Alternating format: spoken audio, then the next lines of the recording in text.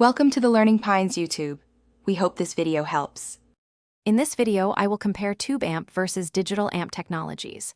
We'll explore the fundamental differences that shape their sound, maintenance, and overall user experience. Tube amps, with their glowing vacuum tubes, offer a classic, warm tone, while digital amps provide modern versatility through advanced processing. Understanding these distinctions is key to choosing the right amplifier for your musical journey and preferences.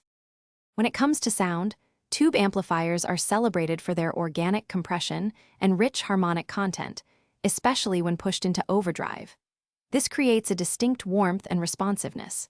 Digital amplifiers, conversely, deliver pristine clarity and a broader frequency response, often with the ability to precisely emulate countless amplifier models and effects. The tactile feel and dynamic interaction with your instrument truly set them apart. Regarding maintenance, tube amps require periodic tube replacement, typically every 6 months to 2 years, depending on how often you play. These delicate components can also be sensitive to physical shock.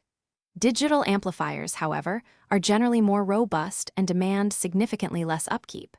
With no vacuum tubes to wear out, they offer greater reliability and durability, making them a more set-it-and-forget-it option for many musicians.